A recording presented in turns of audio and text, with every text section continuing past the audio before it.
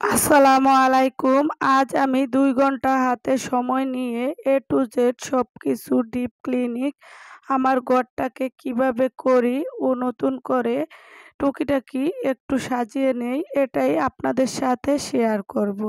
তো আশা করি আপনারাও ফুল ভিডিও জুড়ে আমার সাথেই থাকবেন, স্কিপ না করে।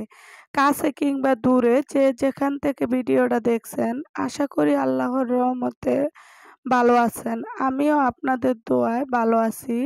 তো আজ আবার আমার একটা ডেইলি ব্লগ নিয়ে চলে আসলাম আপনাদের সামনে। তো এই যে প্রতিদিনের মতো সকালবেলা নাস্তা খেতে চলে আসলাম। তো এখন তো নাস্তায় আছে রুটি আর গরুর মাংস। তো খাওয়া-দাওয়া করে আমি এখন প্রথমেই পর্দাগুলা পাল্টিয়ে নেব দোনো রুমের। তো সবাই হয়তো ভাবতে পারেন ঈদ গেল, ঈদের আগে করে নাই, ঈদের পরে করতেছে।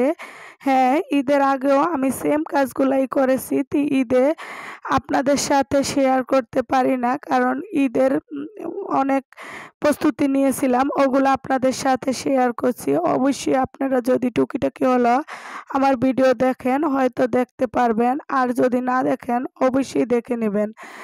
তো এই ভিডিওগুলা আবার ফিরে করতেছি, কারণ ঈদ গেছে এখন ১ সপ্তাহ ১০ দিন হয়ে গেছে। তো এখন স্কুল খুলে ফেলবে বাচ্চাদের।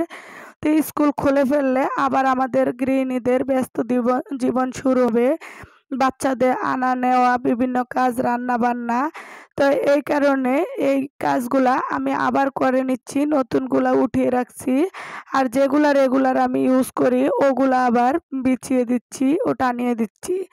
তো এই যে ওরা ২ ভাই এখনো ঘুমাইতেছে সকালবেলা, আর আমি আগের দিন এই যে অনেক কাপড়-চোপড় ধুয়েছিলাম ওগুলা একটু শুকাইছে। তো এখন নিয়ে এসে একটু গুছিয়ে নিতেছি। তো প্রথমেই আমি পর্দাগুলা উঠিয়ে নিচ্ছি। উঠিয়ে আমি পুরা ঘরের কাপড়-চাপড় কোথায় কি ছিল তা নিয়ে একটু গুছিয়ে এখন ড্রয়ারগুলা গুছিয়ে রাখবো। তো ওই ড্রয়ারগুলা যেভাবে গুছাইলে কাপড় অনেক আঁটে ওইভাবে এই যে গুছানো আপনাদের সাথে শেয়ার করতেছি। এই যে দেখেন ড্রয়ারটা পুরা খালি। এইভাবে করে একটার পিঠে একটা কাপড় রেখে দিলে ইজিতে অনেক কাপড় একটা ড্রয়ারে এঁটে যায়। তো আমার চোপা তো বিড়াল ছিল, তো বিড়ালে আশ্রয়, তো এই কারণে ২ টা চাদর লাগতো। ৩ টা চোপাতে ৩ টা চাদর, আর এখানে ২ টা বিছানার। তো ১৫ দিন ১ সপ্তাহ পর পরে আমি চাদর পাল্টাই, ৪ টা করে লাগে। তো এরকম করে পুরানো অনেকগুলা চাদর হয়ে গেছে। তো এখন সব গুছানো গাছানো শেষ। এখন দেখেন প্যান্টগুলা একদমই মানে ১ সপ্তাহ ১০ দিন হয়েছে, কেউ বলবো না পরিষ্কার করছি, এরকম নোংরা হয়ে গেছে। কেন জানি এরকম হয় জানি না। তো এখন আবার দোনোটা প্যান্ট আমি একটু পরিষ্কার করে নিতেছি। তো এরকম ২ ঘন্টা হাতে টাইম থাকলে ইজিতে ঘরের কাজগুলা মনের মতো করে করা যায়। তো কে কে আমার মতো এরকম করে করতে পারেন বা করেন অবশ্যই কমেন্ট করে জানাবেন।